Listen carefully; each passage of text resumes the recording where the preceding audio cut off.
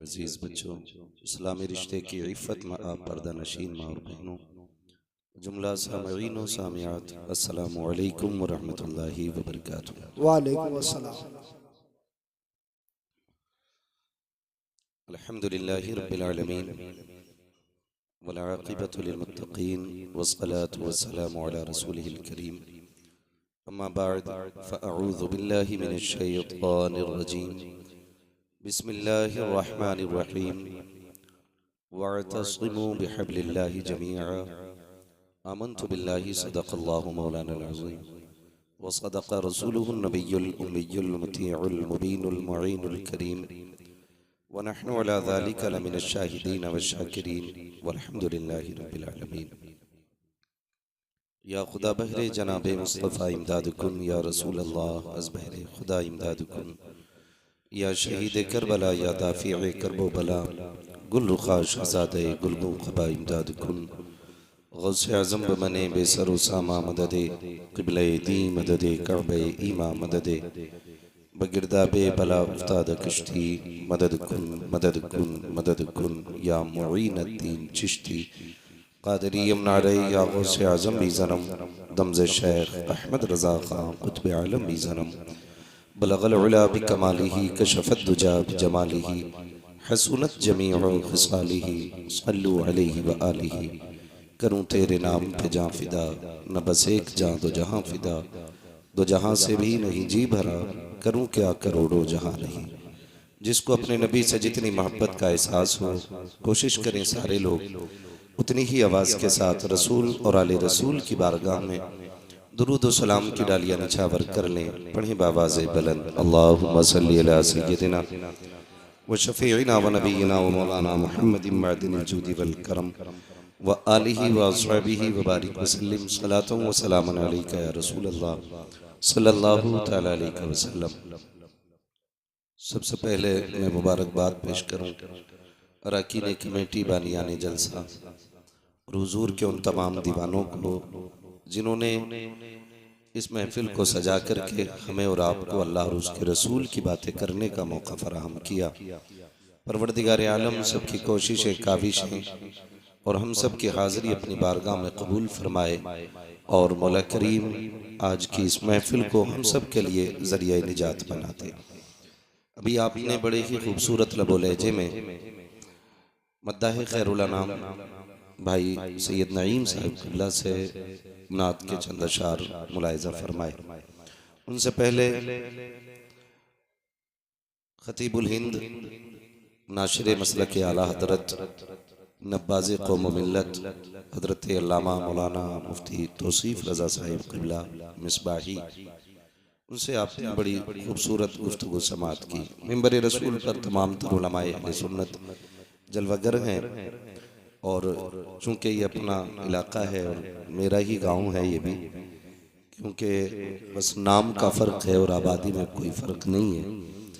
तो आप मेरे हैं, मैं आपका हूँ। ज़रूरी नहीं है कि मैं बहुत ज़्यादा आपका वक्त खर्च करूँ। बस जितनी देर इंशाअल्लाह मोहब्बत से सुनेंगे, कोशिश रहेगी डॉक्टर साहब बस उतनी ही देर आपसे मोहब्बत से बात कर ली जाए। मिंबर शरीफ पर हज़रत अल्लामा मौलाना खालिद हुसैन साहिब क़िबला जो हमारे साथी भी हैं माशाअल्लाह तशरीफ़ फरमा हैं, और आपके खतीब व इमाम हज़रत अल्लामा मौलाना मोहम्मद अली साहिब क़िबला, ये तमाम तर दोस्तों अहबाब इन सब की दुआओं का सहारा लेकर और आपसे बस इतना अर्ज़ कर लूँ मैं कि जितनी देर सुने इंशाअल्लाह मोहब्बत से सुनेंगे, ठीक है ना। अगर थक गए हों तो बिल्कुल ना बोलिएगा, और अगर नहीं थकें तो फिर बोलें ज़रा या रसूल अल्लाह। क्या बात है, सलामत रहें। मैं तो ये सोच रहा था कि इलाके के लोग कम बोले, लेकिन अच्छी आवाज़ निकल रही है और बड़ी मोहब्बत है। डॉक्टर साहब से कल मुलाकात हुई, कल पहुंच गए डॉक्टर साहब, कहने लगे पता नहीं आओ ना आओ भैया पूछने आ गए।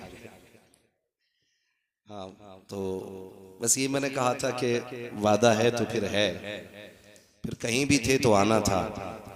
अब चूंकि कल हमारे ही मदरसे का जलसा था, इसलिए उड़ीसा से डायरेक्ट अपने जलसे में आना हुआ, वरना फिर आपके यहाँ की हाजिरी थी।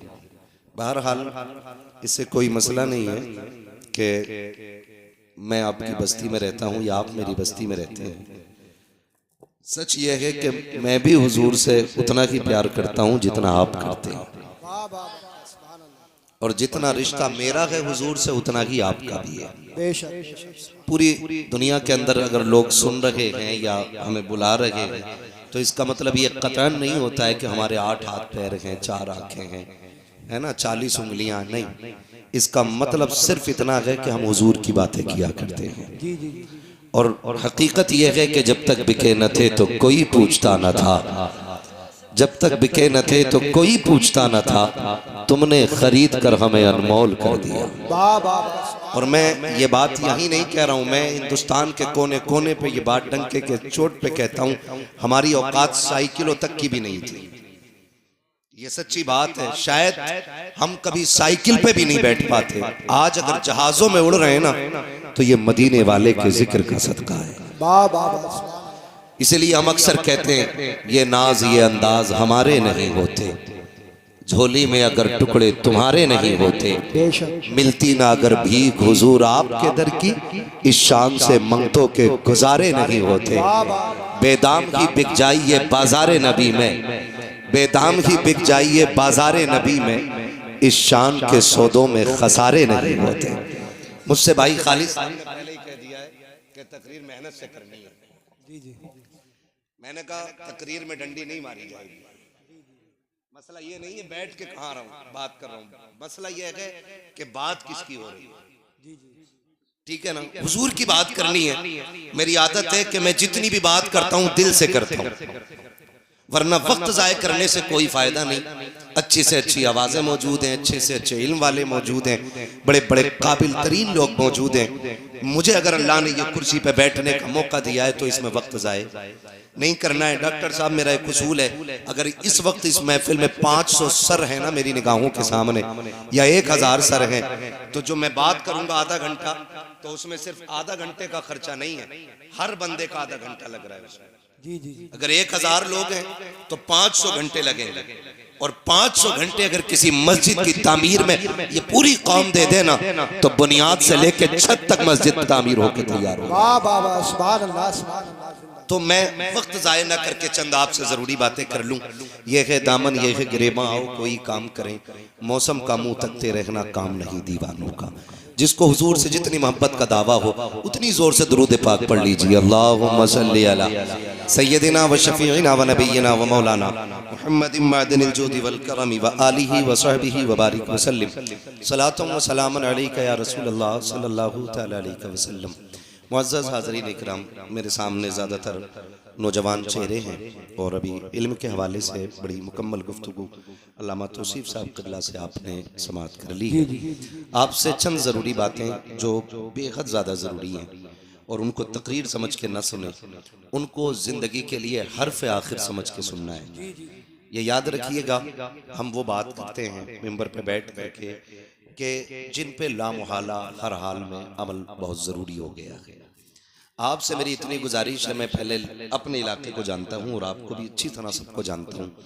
मैं एक बात अर्ज कर लूँ कि पहली कुर्सी से लेकर के आखिरी कुर्सी तक, राइट साइड से लेकर लेफ्ट तक जितने भी बैठे हैं, सकलैनी, रज़वी, अशरफी, बरकाती, ये सारे बाद में हैं, मुस्तफ़ा के गुलाम सबसे पहले हैं। ये सबसे पहली बात सुनो, ये हम बाद में हैं, हुजूर के गुलाम बोले सारे पहले हैं। हमारी कौम कई तरह से झगड़ों में बढ़ती चली जा रही है और जिसका पूरा फायदा उन लोगों को मिल रहा है जो हमें मिटाने पे लगे हुए हैं। मैं आपसे मजीद कोई मिसाल नहीं दूंगा कि हम कैसे बर्बाद हैं, कहाँ हैं। सोशल मीडिया है, सारे लोग जानते हैं हम कितनी तबाही के करीब आ गए हैं, एक एक करके हर बंदे को मालूम है। कोई फर्क नहीं रह गया है डूबे हुए में और डूबने वाले में। आपसे मेरी इतनी गुजारिश है खुदारा, ये जो इख्तलाफात की बुनियादें हमने खड़ी कर रखी है ना, ये सारी गिरा दें और सिर्फ एक रस्सी पकड़े। और वो डॉक्टर इकबाल ने कहा था कि मोहम्मद से वफा तूने तो हम तेरे हैं, बेशक बेशक, ये जहां चीज है क्या लोहो कलम तेरे। मैं पूरी जिम्मेदारी के साथ कहता हूं, शुक्र है मैं ताजुश शरिया का मुरीद हूं, ये मेरा मुकद्दर है, मैंने उनका दामन थामा है, ये मेरा नसीब है। आप भी दो रोटी खाते हैं, पकड़ा होगा आपने भी किसी का दामन। हम चूंकि सिलसिले वाले लोग हैं, किसी न किसी पीर से कोई ना कोई कहीं ना कहीं जरूर जुड़ा है, ठीक है ना। लेकिन असल बात यह है कि ये सारे सिलसिले असल नहीं है, ये याद रखिएगा। रज़वी होना ये अफजलियत की बात नहीं, अशरफी होना ये अफजलियत की बात नहीं, सकलैनी होना ये अफजलियत की बात नहीं। अफजलियत की बात है रब का नेक बंदा होना, ये असल चीज है।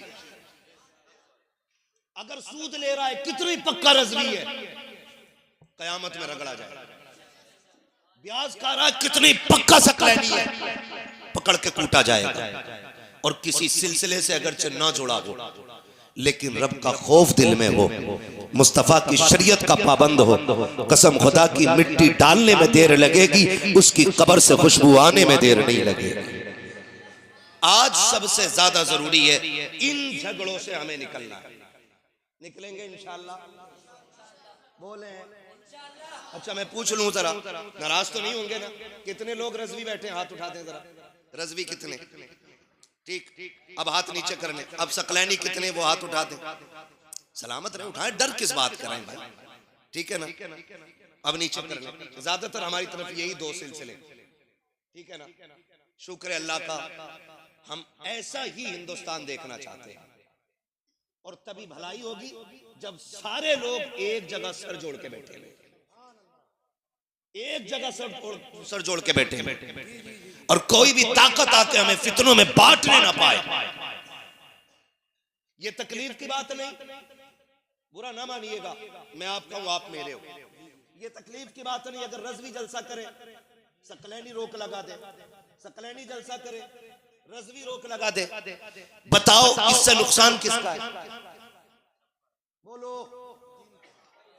किसी का हो ना हो, हुजूर के दीन का नुकसान जरूर है। ये सुन लीजिए कान खोल, किसी का हो ना हो, हुजूर के दीन का नुकसान जरूर है। और मेरे अजीज ये दीन इतना सस्ता नहीं है, बरेली से हमें दीन नहीं पहुंचा है, खानकाह के सकलैनिया से दीन नहीं पहुंचा है, खानकाह के बरकातिया से दीन नहीं पहुंचा है। इस दीन को पहुंचाने के लिए मुस्तफा ने पेट से पत्थर बांधे हैं, इस दीन को हम तक पहुंचाने के लिए आका ने खानदान की कुर्बानी दी है। ये दीन ऐसे हम तक नहीं पहुंचा है, मुस्तफा के अहले बैत ने 72 जनाजे करबला में दिखाए गए, तब जाके दीन हम तक पहुंचा है। इस दीन को हल्के में ना लेना, ये किसी पीर का दीन नहीं है, किसी मौलवी का दीन नहीं है, ये दीन मोहम्मद अरबी का है। अब किसी ऐसे शख्स को कतन बर्दाश्त नहीं किया जाएगा जो दीन में तिफरका डालेगा। हम उसकी तायीद करेंगे जो मुस्तफा का दीन लेकर के आएगा, और यही ऐलान करेंगे कि मोहम्मद से वफा तूने तो गम तेरे गए, ये जगह चीज है क्या, लो हो कलम तेरे। धारे तकबीर, धारे रिसालत, बस लगे आला हजरत हजरत अल्लामा मुफ्ती हमाद रज़ा साहिब किबला सरजमीने गनीमत नगर जिंदाबाद। बस ज्यादा लंबा नहीं, आधा घंटा बात करनी है, उसमें नारे छोटे रहे। बात समझ रहे हैं मेरी? हमें जो है ना दीन को समझना है, हमें दीन को समझना है, सही जाने। अल्लाह हमारी नस्लों को सही दीन समझने की तौफीक अता फरमाए, आमीन। ये नहीं है, इसमें कोई हमारा फायदा नहीं। लड़के हम कभी कुछ नहीं हो सकते, लड़ करके हम कुछ नहीं हो सकते। हमें अगर कुछ भी होना है ना, तो पहले सफों में इत्तेफाक पैदा करना पड़ेगा, सफों में इत्तेहाद पैदा करना पड़ेगा, अल्लाह के दीन की रस्सी को मजबूती से थामना पड़ेगा, तब जाके हम किसी न किसी कामयाबी के किनारे लगेंगे जाकर। वरना याद रखना, कसम खा के कहता हूँ, आज मुझे बताओ गनीमत नगर में कितनी ऐसी दुकानें होंगी, शाहपुर में कितनी ऐसी दुकानें होंगी जिन दुकानों पे आज इजराइल का प्रोडक्ट नहीं बिक रहा है। बोलो, बिक रहा है कि नहीं बिक रहा है? और किसको नहीं मालूम है कि इजराइल वो आतंकवादी कौम है कि जिसने हमारे मुस्लिम भाइयों को जिंदा दफन कर डाला है मिट्टी में, जिंदा। बताओ हमने कितनी पाबंदियां की? क्या सिर्फ ये पीर का नारा बचा के ले जाएगा? बाकी दीन का कोई मतलब ही नहीं है। आज कंडीशन हम देखें अपनी, गजा फिलिस्तीन नक्शे से मिटाने की पूरी तैयारियां, हर बच्चा जानता है इस बात को, लेकिन हमें गैरत नहीं आती, हमें शर्म नहीं। अगर हम कुछ भी नहीं, मौलाना क्या कर सकते हैं, हम क्या कर सकते हैं, जा नहीं सकते, अपने हाथ में कुछ, क्यों तेरे हाथ में खाना ही खाना, जाके भाई फला बोतल निकाल दे, फला बोतल निकाल दे, आग लगाओ इन चीजों को। अगर नहीं पियोगे इनका प्रोडक्ट की कोल्ड ड्रिंक, मर नहीं जाओगे, सेहतें खराब नहीं हो जाएंगी। लेकिन कसम खा के कहता हूं, सुनो और कान खोल के सुनो, इससे मतलब नहीं मैं शाहपुर का हूं, आप गनीमत नगर के हो, सोशल मीडिया के जरिए ये बात पूरी दुनिया सुनेगी। और मैं गारंटी के साथ कहता हूं, अगर आज भी तुम यहूद और नसारा के खिलाफ खड़े नहीं हुए तो कयामत में तुम्हें हौज़े कौसर मानने का कोई हक नहीं है। अगर यहाँ भी अमेरिका के प्रोडक्ट के आप पियोगे कोल्ड ड्रिंक तो हौज़े कौसर किस मुंह से मांगोगे? लात मार दो इनके प्रोडक्ट को और इनसे कह दो जो मुसलमानों का नकी है वो हमारा कभी नहीं हो सकता। अल्लाह सुभान अल्लाह।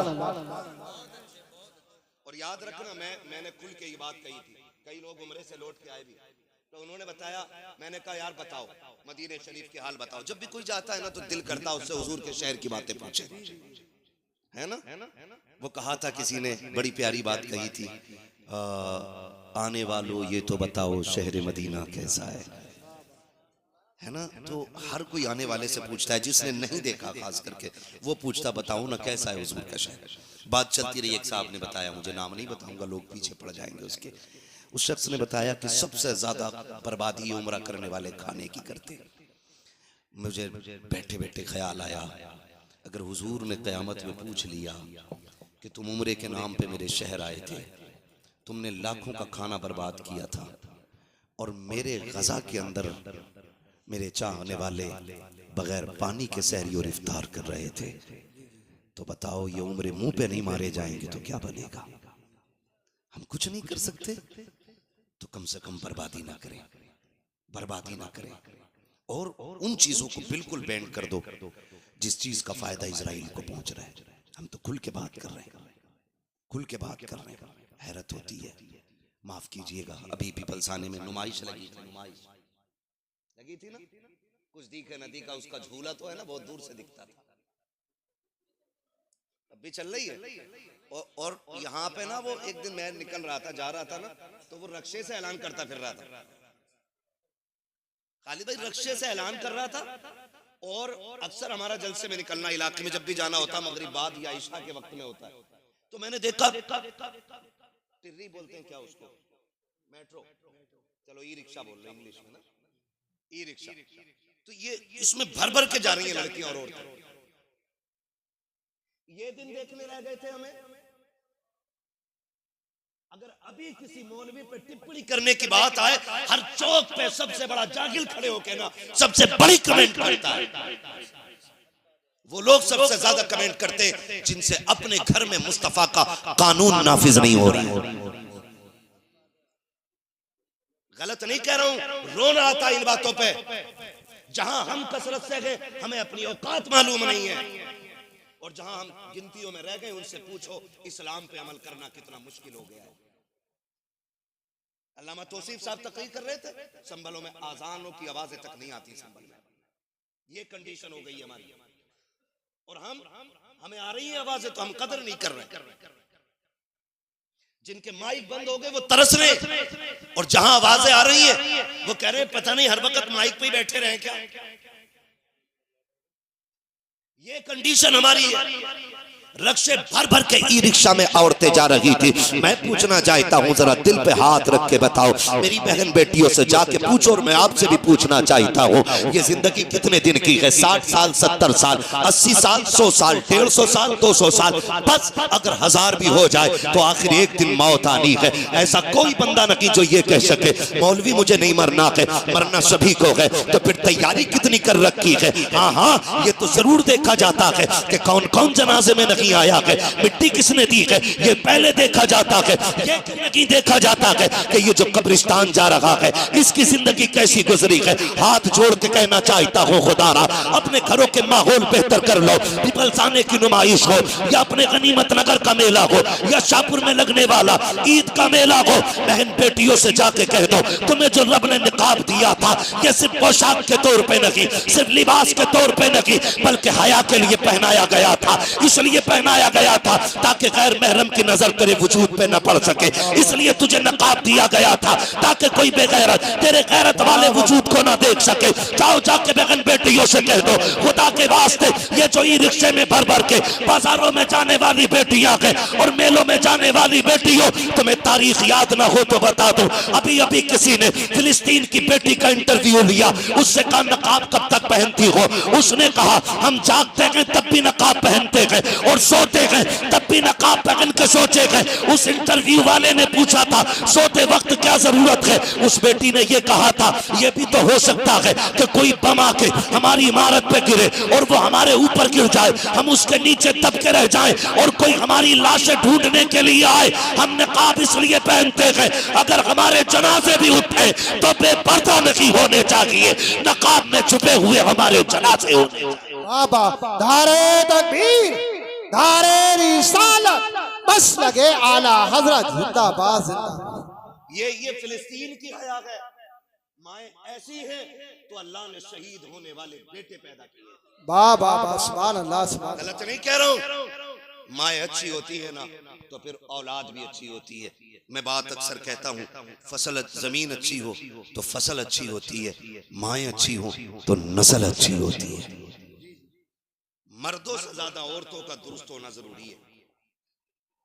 अगर इसको सही से दरसगाही तौर पे समझना तो कभी सामने बैठ के बात हो सकती है। बस मैं इतना बता दूं बहन बेटियों को आप समझाओ और कंट्रोल करो। ये सारे मेले हमारे इलाकों में क्यों लगते हैं? मुसलमानों में क्यों लगते हैं? सही बता दें, हम लोग निकलते हैं ना रात में, अगर किसी गांव के अंदर 11 बजे भी चौक में बच्चा बैठा है ना, हम समझ जाते हैं ये गांव मुसलमानों का है। इतनी लापरवाह नस्ल सिर्फ मुसलमानों की हो सकती है जो 11 बजे तक चौक में बैठी रहे।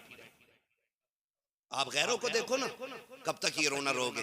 मुसलमान थे इसलिए नौकरी नहीं लगी, मुसलमान थे इसलिए थोड़ी नहीं लगी। हाई स्कूल नकल करके पास हुए थे इसलिए इंटरव्यू में उठा के भगा।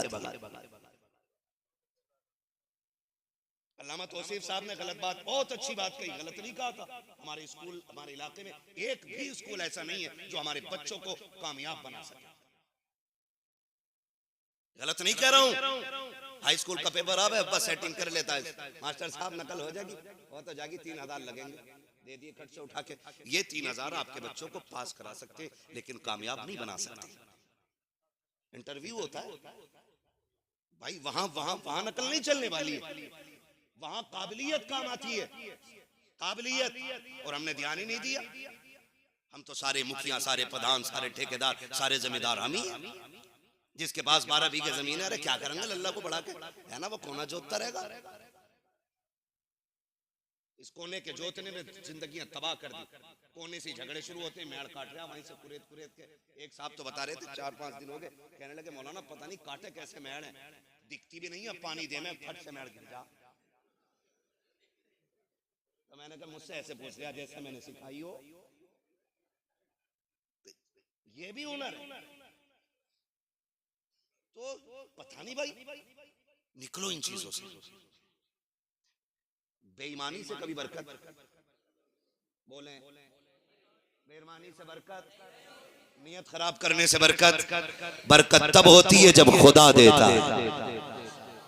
अल्लाह से मांग, लेकिन आदत ही खत्म हो गई अल्लाह से मांगने की, है ना। अगर काम पड़ जाए 10,000 का तो कहीं ना मिले तो कह रहा चलो ब्याज पे उठा लूंगा, ब्याज पे ले लिए। कुछ नहीं तो बनिए के पास चीज रखी है, उससे पैसे लिए। ऐसे लिए हुए पैसे आपको कभी भी मोहताजी से बाहर नहीं निकाल सकते। तवज्जो है सारे लोगों को? ये पैसा आपको कभी भी परेशानी से निकाल नहीं सकता है। मौलवी जी फिर क्या करें? अगर ना हो 10,000 उधार कोई देना। हमारा मुआशरा भी बड़ा अच्छा है, उधार भी उसे देता है जिसे कम जरूरत पड़ती है। गरीब को तो कोई यूं भी उधार नहीं देता, ये देगा कहां से? बैकग्राउंड देख के तो उधार दिया जाता है। डॉक्टर साहब पैसे वाले आदमी 50,000 ले जाओ, गरीब बंदा मांग ले किसी से तो 5,000 नहीं दे सकता, कह रहा देगा कहां से भाई तू? आपको एक बात बता दूं, कभी भी फैसले जरूरी नहीं है कि यहां से किए जाने वाले कामयाब होते हैं, कभी फैसले यहां से भी किया करो। जो अमीर है जिसे सब दे सकते हैं उसे तो सब दे सकते हैं ना, कभी तुम उसे उधार दिया करो जिसे कोई उधार न देता, उसे दो। ये बताओ हमें तुम्हें रोजी कौन देता है? सारे बोले हैं, कम क्यों बोल रहे हैं भाई? जो सकलैनियों का अल्लाह वही रज़वियों का अल्लाह है, वही बरकातियों का, वही चिश्तियों का है, सभी का एक रब है ना? रोजी कौन देता है? बिना माइक के भी आवाज पहुंचा सकता हूं वहां तक। हाँ, पुल आज बना है ढेला का, लेकिन यहाँ की मिट्टी में दम बहुत पुराना है। जी जी जी, है ना तवज्जो सारे लोगों की? रोजी कौन देता है? अल्लाह। जो अमीर का रब है वही अल्लाह। वही जो अमीर का रब है वही गरीब का, वही गरीब का रब है। तो अगर रब तुझे देने वाला बना सकता है तो फिर जो गरीब तुझसे उधार लेने आया है इसे देने के लायक क्यों नहीं बना सकता? जी जी, या तो तेरा अकीदा पक्का नहीं और या तेरी नीयत अच्छी नहीं।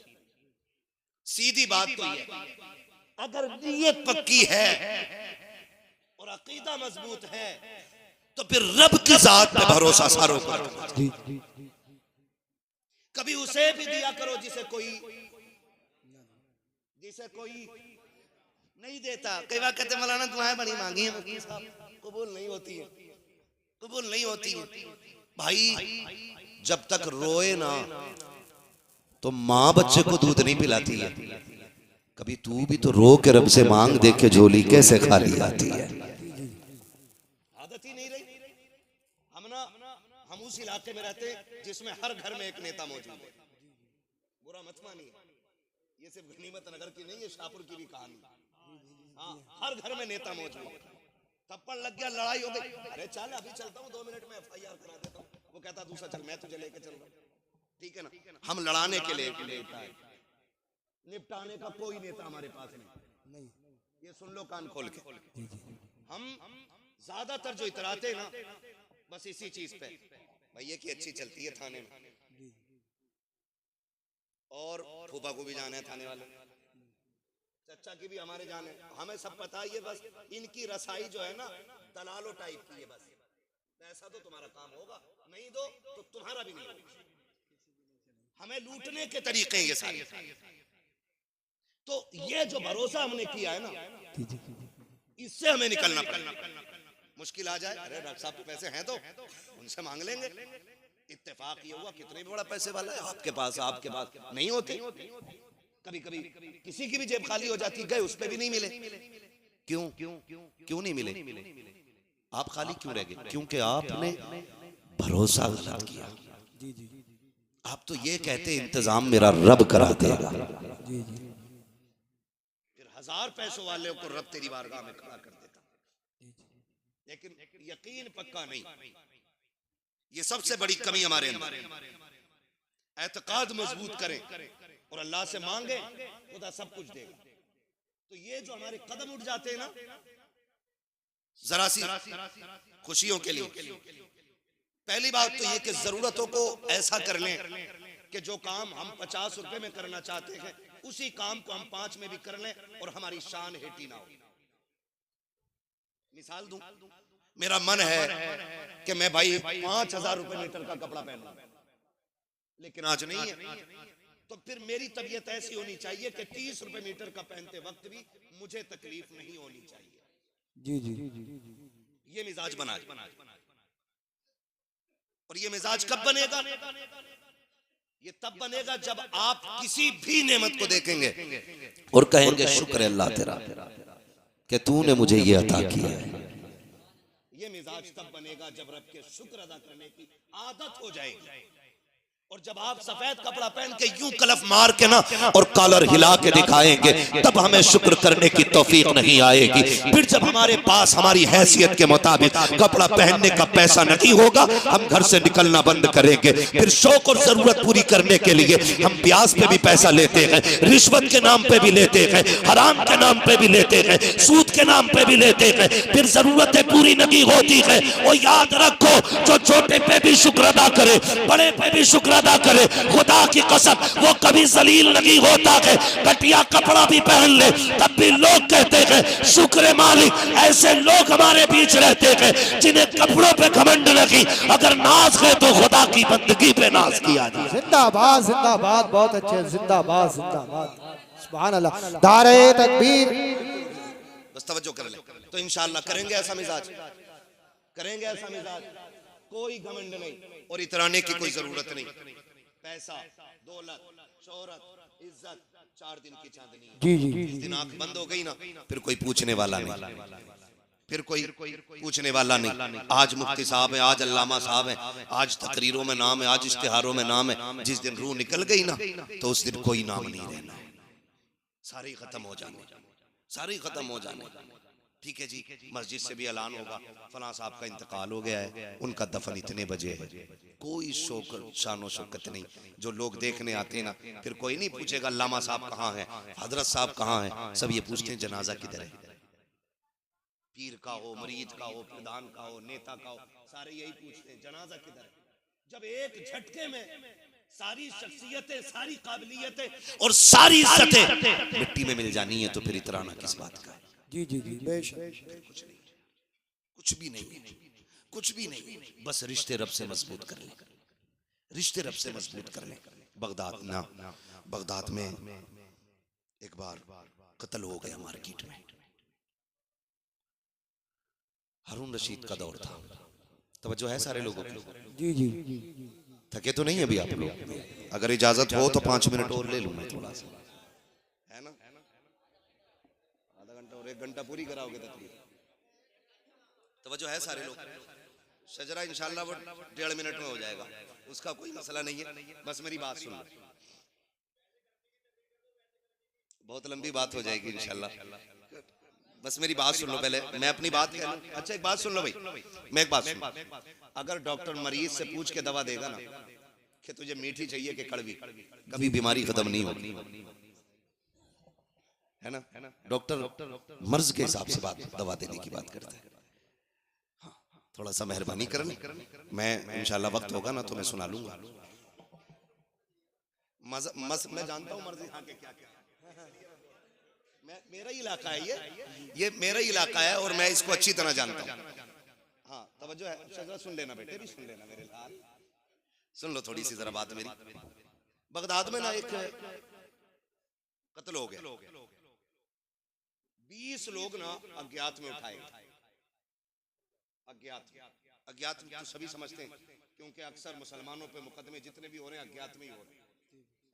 मुजरिम तो कोई पकड़ा नहीं जाता है ना, ऐसे 40 नाम डाल दो और उठा लो।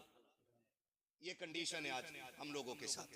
तो अज्ञात में 20 बंदे उठाए गए, तो 20 में से एक बंदा परदेसी भी था, जो बगदाद का रहने वाला नहीं था, उसको भी जेल में डाल दिया गया।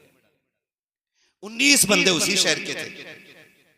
अब जो 19 थे ना, तो मिलने वाले आते रहे। कोई कहने लगा इसको मैं जानता हूं, इसकी जमानत मैं ले रहा हूं। किसी ने कहा भाई इसको मैं जानता हूं, इसे मैं ले जा रहा हूं।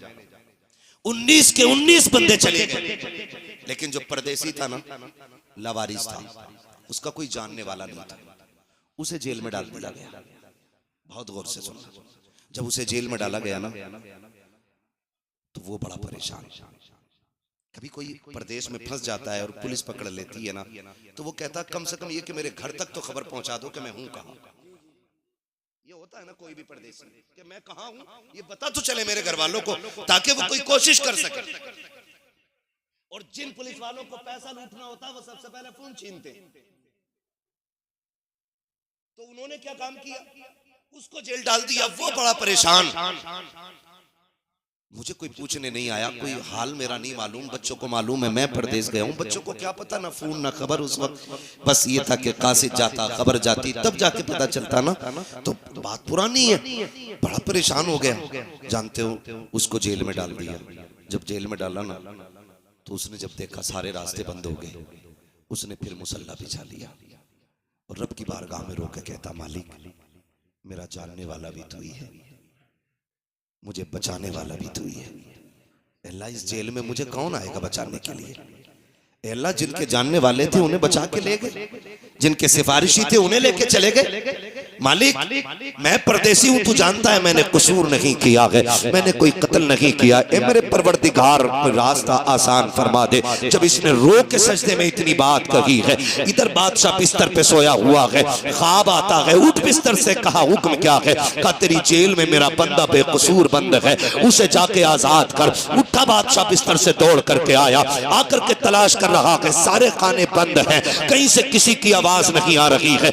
एक खाने के अंदर गया, अंधेरा था, कान लगा के सुना, उसके अंदर कोई रो के कह रहा था, मालिक मेरा सिफारिशी भी तू है, मेरा जमानती भी तू है, मेरा गवाही देने वाला भी तू है, मालिक मेरी सफाई को जानता भी तू है, मैं बेकसूर हूँ, इसकी सबसे बड़ी दलील भी तू है। जैसी उसने रो के कहा है, बादशाह ने कंधे पे हाथ रख के कहा, चल यार तेरी गवाही मिल गई है। हाथ पकड़ के बादशाह लेकर के चला गया।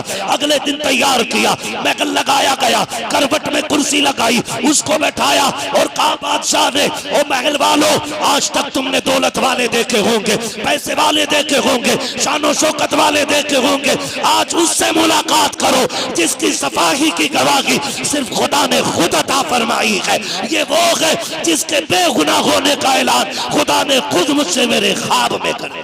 बाबा नारे तकबीर, नारे रिसालत, बस लगे आला हजरत हजरत अल्लामा मुफ्ती हम्माद रसाई किबला मुरादाबादी जिंदाबाद जिंदाबाद। निकले भरोसा सिर्फ अल्लाह की जात पे करें। किस पे करना है? अल्लाह की जात पे। और नहीं मिलता ना फिर हुजूर का वसीला दे के मांगो ना। आला हज़रत क्या कहते हैं? वही रब है जिसने तुझको हमतन करम बनाया, हमें भीख मांगने को तेरा रास्ता बताया, तुझे हम्द है खुदाया, तुझे हम्द है खुदाया। मुझे इस टॉपिक पे बात नहीं करनी है, मसला कि आला हज़रत क्या है और आला हज़रत क्या। हमारे इलाके का बच्चा बच्चा आला हज़रत को जानता है, हाँ आला हज़रत को जानता है।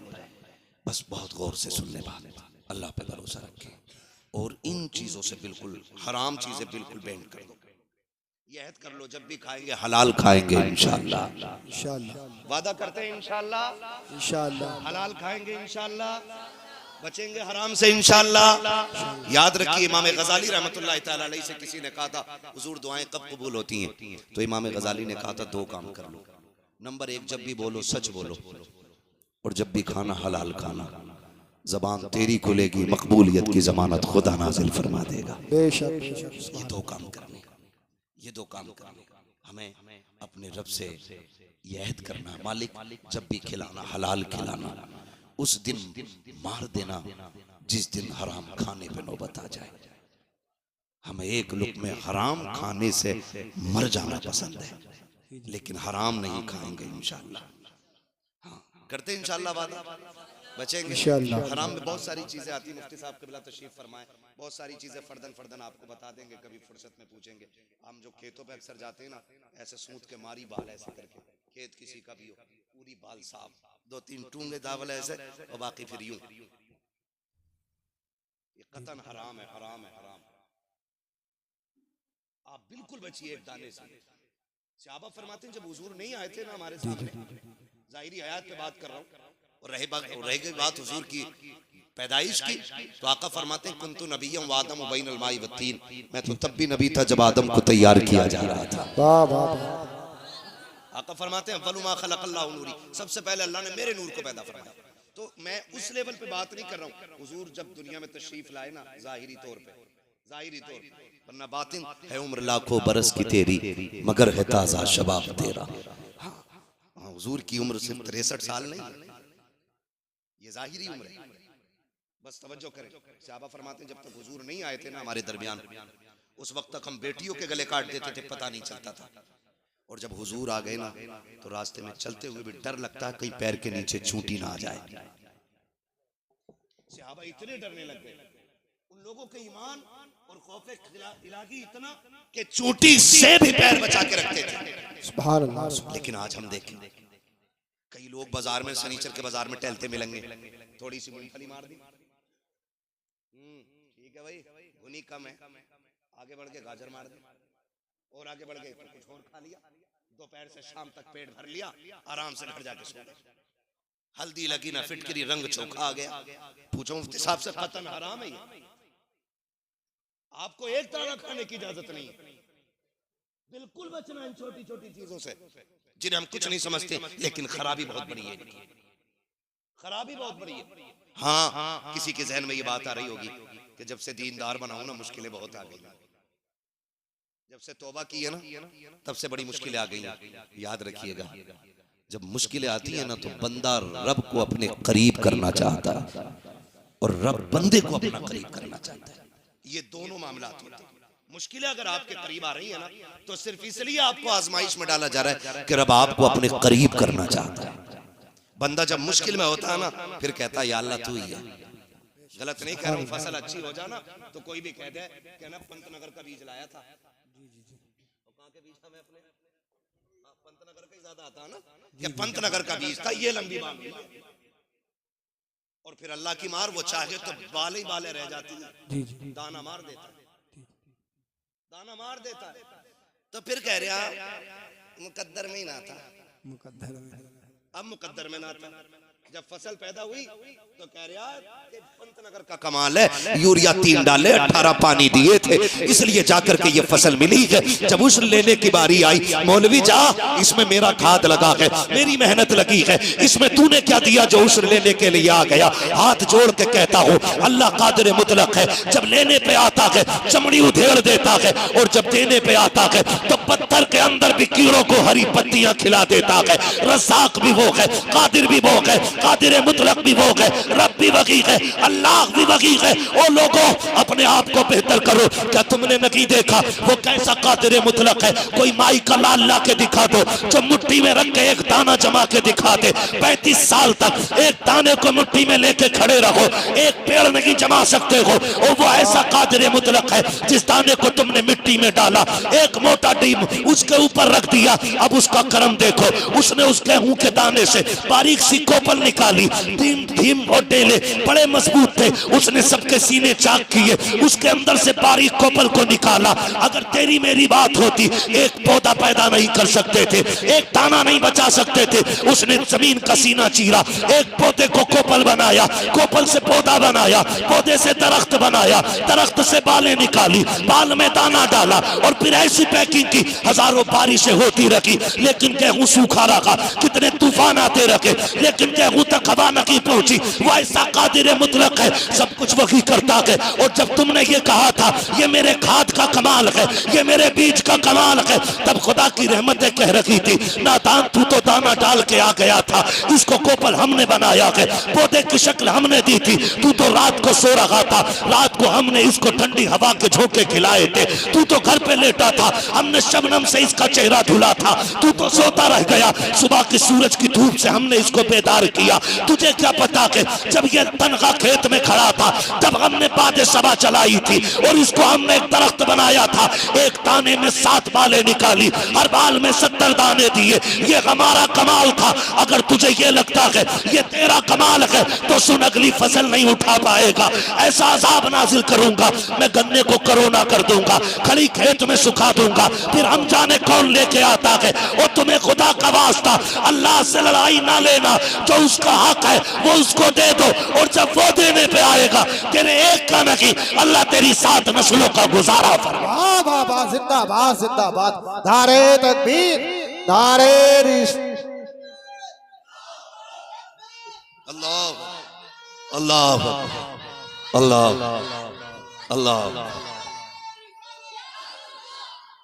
ओ भाई कभी ये मत कहना अल्लाह जब भी दे शुक्र मालिक, जी जी जी, वाह वाह वाह। कभी नुकसान भी हो जाए और किसी के आगे रोना नहीं। मालिक कम दिया तो भी तूने दिया, शुक्र है तेरा। ज्यादा भी तू ही देता है। तू उसके कम पे शुक्र अदा करके देख, अगली बार तुझे इतना बढ़ा के देगा ना कि लोग तेरा चेहरा देखने के लिए आएंगे। अल्लाह माँ बाप से ज्यादा मेहरबान है, माँ बाप से। लेकिन गलती हमने की है ना, तकलीफ आ जाती है ना तो हम बड़े आदमी के पास दौड़ते हैं, यार भाई हमें बचा लो, हमें निकालो, हमें निकालो, हमें बचाओ इससे।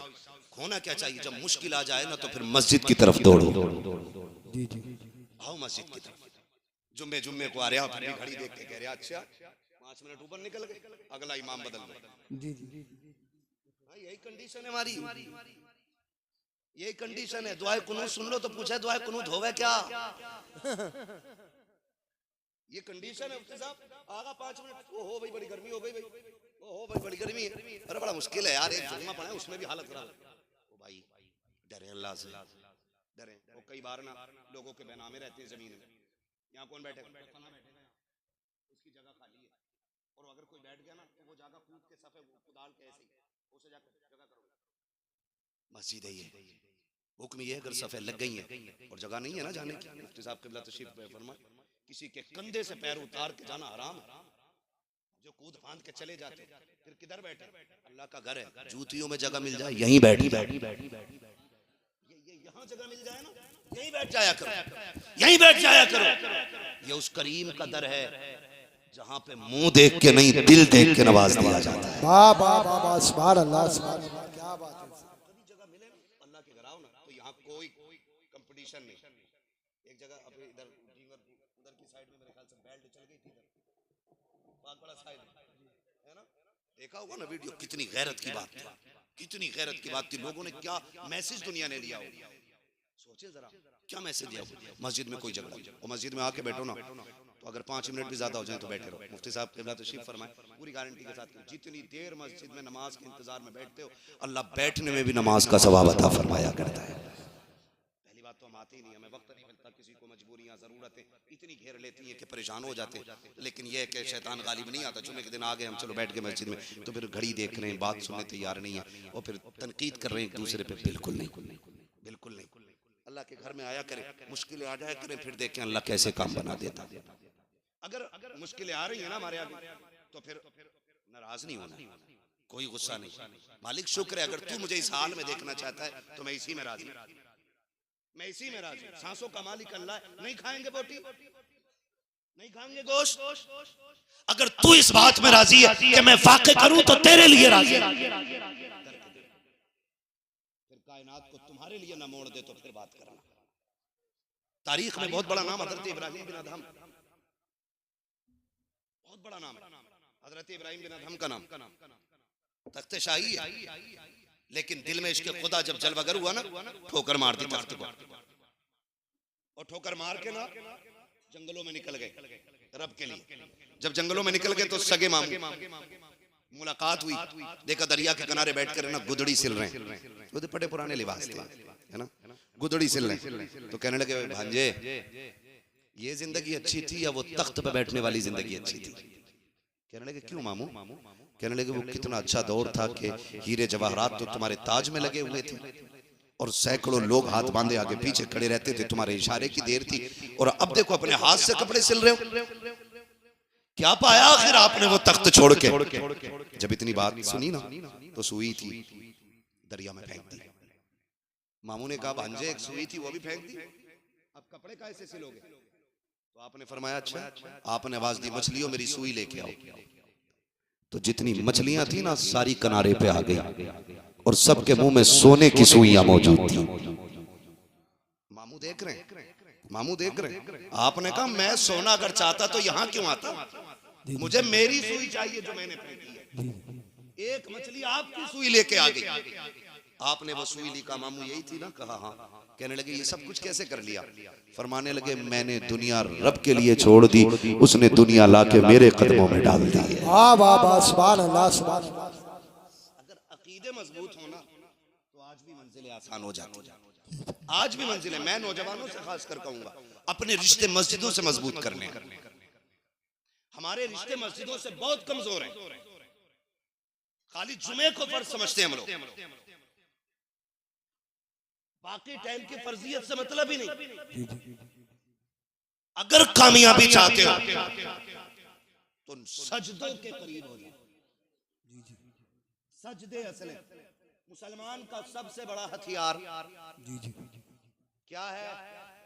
सजदा है। सलामत रहे। क्या है? बोल सकते हैं आप लोग भी अगर नाराज ना हो। क्या है? सजदा सबसे बड़ा हथियार है और यही हमारे पास है। यही हमारे पास नहीं। इसकी ताकत जानते हैं आप? दोनों बातों की मिसाल देने लगे और बात खत्म कर लूंगा इंशाल्लाह। दोनों बातों की मिसाल है। नंबर एक, मुश्किल आए तो खुदा की बारगाह में दौड़ना। ठीक है ना? ये याद रखें, ये कार्ड हमें मालूम रहते हैं कि भाई ये कार्ड मेरे पास फला विधायक का है, फला नेता का है।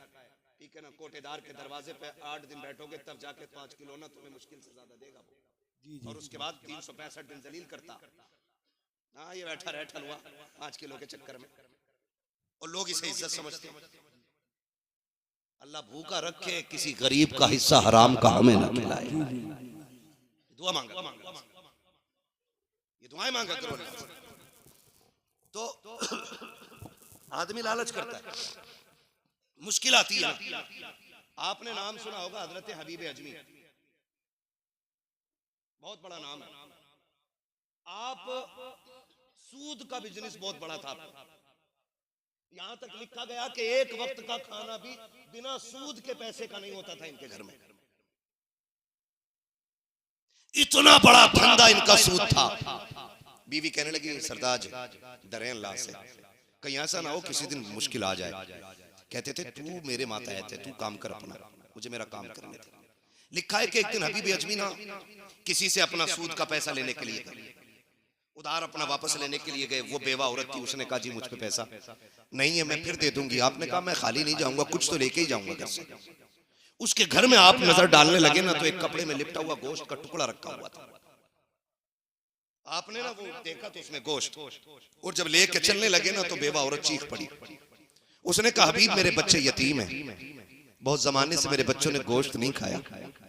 बच्चे कह रहे थे अम्मी कभी हमें भी खिलाना, गोश्त कैसा है।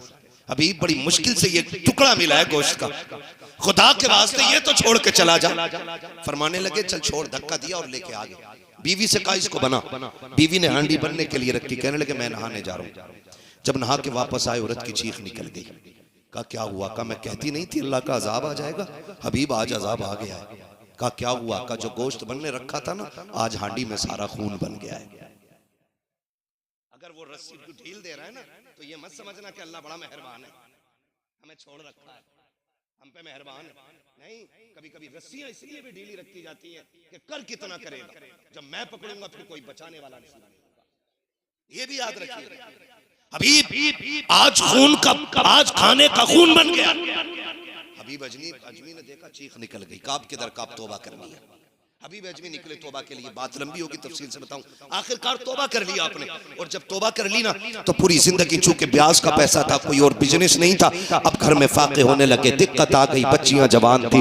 एक दिन बीवी शरीक हयात कहने लगी मेरे सरताज। कहा जी। का बात यह है कई दिन का फाका हो गया है, बच्चियां जवान है, किया क्या जाए, बच्चियों की भूख नहीं देखी जाती है। कहा फिर कहा जाके कोई मजदूरी तो कर लो। हबीब कहते हैं कौन मुझे काम देगा, देख मेरे बाल सफेद हो गए, कमर झुक गई है, कौन मुझे काम के लिए रखेगा। का निकलना रब का नाम लेके, जब निकलेगा कोई ना कोई रब इंतजाम कर देगा। हबीब अजनी ने घर से थैला लिया और मंडी की तरफ जाने लगे जहां मजदूर खड़े होते थे। और जब मंडी की तरफ जाने लगे घर से निकले। बीवी ने कहा हबीब ठहरो तो सही। बीवी ने कहा ठहरिए। कहा अब क्या बात है? उसने कहा इय्याका वल हराम, खबरदार खाली लौट आना, लेकिन हराम का मिले तो आज भी लुकमा ना लेके आना। हम और बच्चों को 1-2 दिन फाके से पाल लेंगे, लेकिन हराम का एक लुकमा मत लेके आना। इतना सुना हबीब आंखों में आंसू लेके मंडी में आ गए। आके मंडी में खड़े हो जाते हैं। लोग आए, सबने ताकतवर जवान मजदूरों को लिया, लेके जाने लगे। हबीब आगे बढ़े, कोई मुझे क्यों नहीं लेके जा रहा है? आप कहते मुझे भी ले चलो। एक नौजवान ने कहा बड़े मियाँ क्या करोगे तुम, तुम्हारी उम्र तो देखो और फिर काम देखो। मंडी में आके खड़े हुए, क्या कर पाओगे?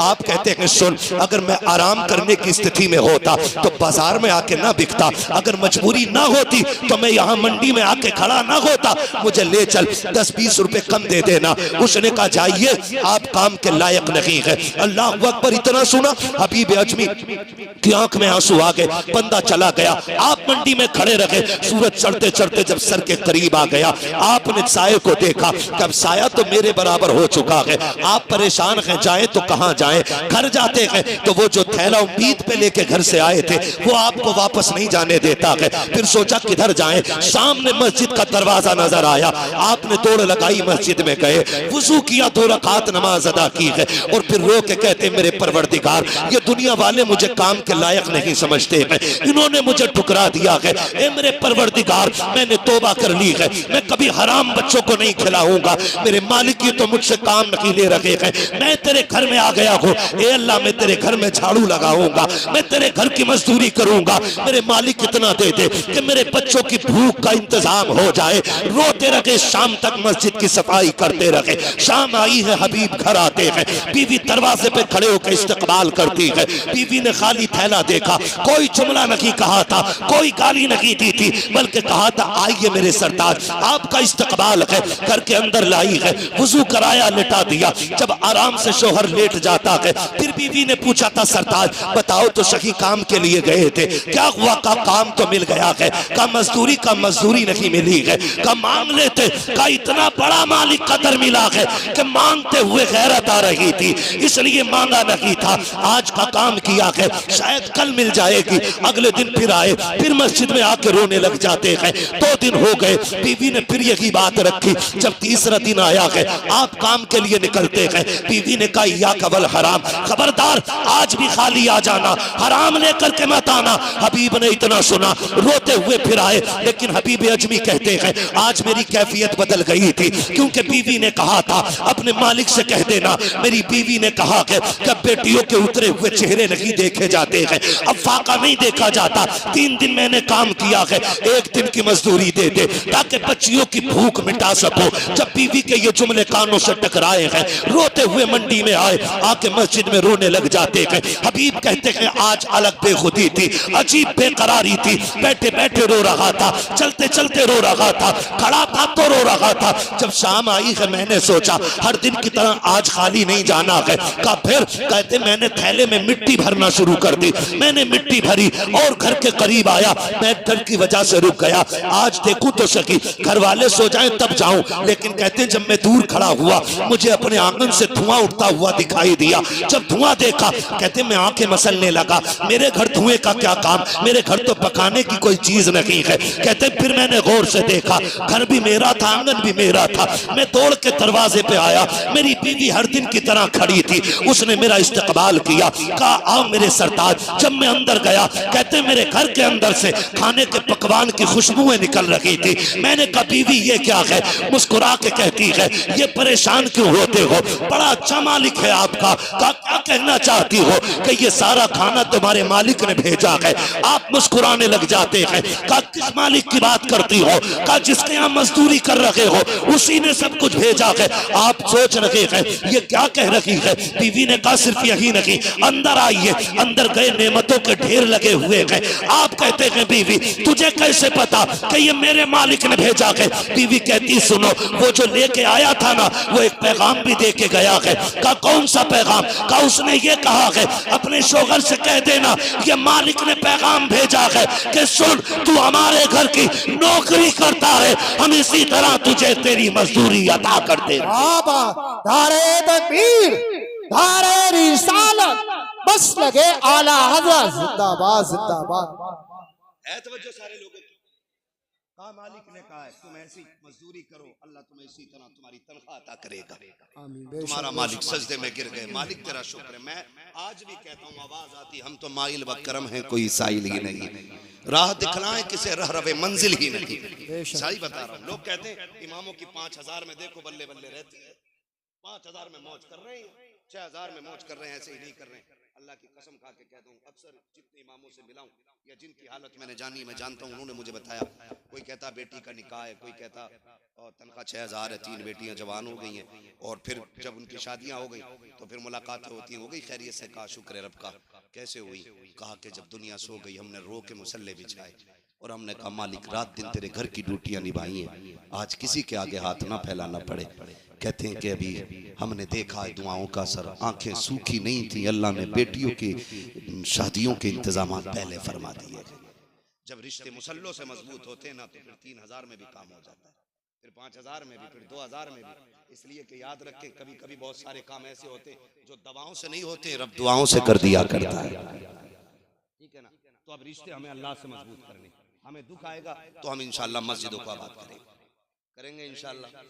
सारे नौजवानों से गुजारिश है, अब दौर वो नहीं रह गया है कि हमें कोई लकीर आके समझाए। अब हर बच्चा इतना पढ़ा लिखा और समझदार है कि नमाज हम पे फर्ज की गई इबादत है, और सबसे कामयाब वो बंदा है जिसने रब को राजी कर रखा है। इस इंतजार में ना मरना, मर जाएंगे तो बेटे 40 में करके बख्शवा देंगे, मर जाएंगे तो तीजे के बाद बख्श दिए जाएंगे। इस इंतजार में ना मरना, थोड़ी तैयारी खुद भी करनी है, खुद भी करनी है। आए दिन मौतें हो रही हैं, याद रखें ऐसी जिंदगी जिए, मर जाएं और कब्र में जाएं और कोई पूछे किसका जनाजा है, कोई बताए ना बताए, हमारे कफन से आवाज आ रही हो, लहद में इश्क रुखे शह का दाग लेके चले, अंधेरी रात सुनी थी चराग लेके चले, तेरे गुलामों का नक्शे कदम है रागे खुदा, वो क्या भटक सके जो ये सुराग लेके चले।